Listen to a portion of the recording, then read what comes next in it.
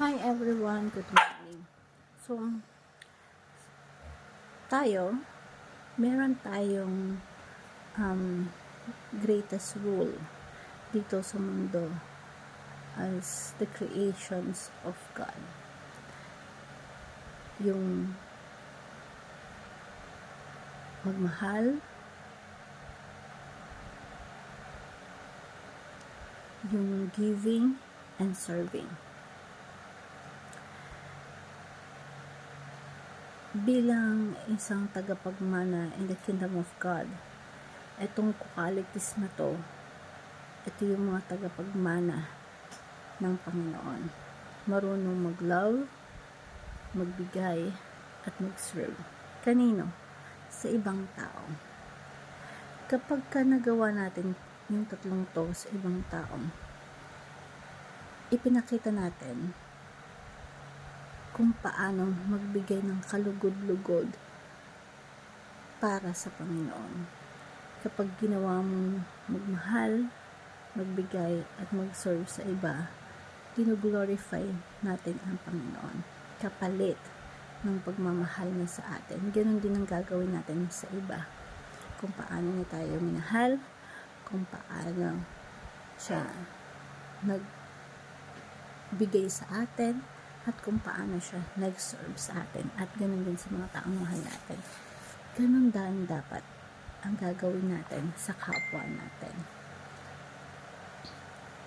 Kapag ka nagmahal ka ng kapwa mo, lalo na yung mga taong hindi ka mahal-mahal, nagbigay ka sa kapwa mo at nag-serve ka sa kapwa mo, ang pinapasaya mo nun ng lubusan, hindi ang ibang tao, kundi ang Panginoon. So, bilang ang tao kasi kawangis ng Diyos yan. Kung anong ginawa mo sa tao, ginagawa mo din sa Diyos. At talagang andun yung bilang pag-acknowledge mo that you are the creations of God. At bilang pasasalamat sa pagmamahal, sa pagbibigay niya sa buhay natin, ang pagsaserve niya sa atin, gawin din natin ito sa kapwa natin. At napakasarap sa pakiramdam na magawa ito at maging representations tayo in God's image at magawa din natin ito sa kapwa kawangis na Panginoon.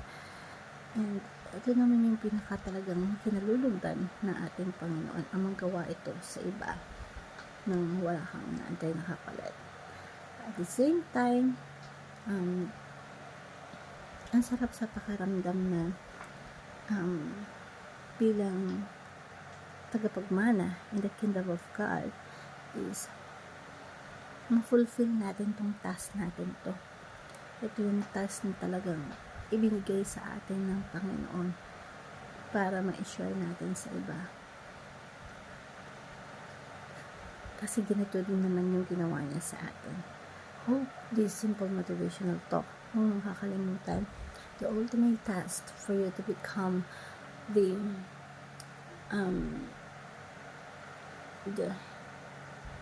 heir of the kingdom of God is you have to love, give, and serve other people.